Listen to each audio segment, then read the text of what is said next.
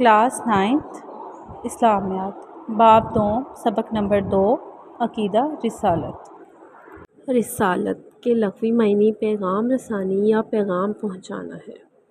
شریعت کی اصلاح میں اللہ تعالیٰ کا کسی اپنے برگزیدہ اور منتخب کیے ہوئے بندے کو انسانوں تک اپنا پیغام پہنچانے کے لیے بھیجنا رسالت کہلاتا ہے، اور جس کو اللہ تعالیٰ اپنا پیغام کی تبلیغ کے لیے اپنی مخلوق کی طرف بھیجتا ہے اسے رسول کہتے ہیں۔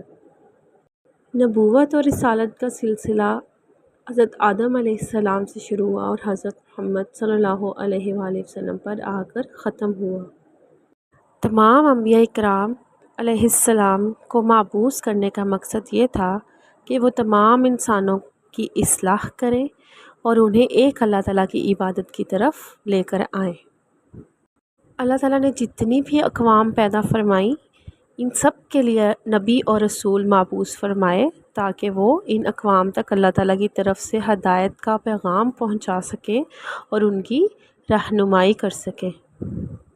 سورۃ الفاتر آیت نمبر 24 میں اللہ تعالیٰ نے ارشاد فرمایا، بے شک ہم نے آپ صلی اللہ علیہ وآلہ وسلم کو حق کے ساتھ بھیجا ہے، خوشخبری دینے والا اور ڈرانے والا رسول بنا کر، اور کوئی امت ایسی نہیں ہوئی جس میں کوئی ڈرانے والا نہ گزرا ہو۔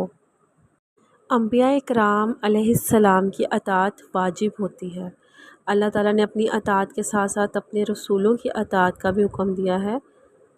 سورۃ محمد آیت نمبر 33 میں اللہ تعالیٰ نے ارشاد فرمایا، وَآتِیُوا اللَّهَ وَالرَّسُولَ، اور اللہ کی اطاعت کرو اور رسول کی اطاعت کرو۔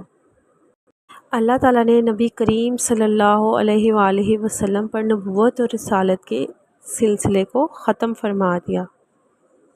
اب قیامت تک کوئی اور نبی یا رسول نہیں آئے گا، لہٰذا اب قیامت تک قرآن کریم اور سنت نبوی کی پیروی کرنا ہی لازم اور ضروری ہے۔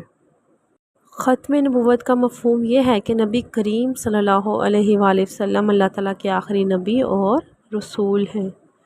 اللہ تعالیٰ نے سورۃ الاحزاب آیت نمبر 40 میں ارشاد فرمایا، ما کان محمد ابا احد من رجالکم ولکن رسول اللہ وخاتم النبیین، نہیں ہے حضرت محمد صلی اللہ علیہ وآلہ وسلم تمہارے مردوں میں سے کسی کے باپ، لیکن وہ اللہ کے رسول اور خاتم النبیین ہیں۔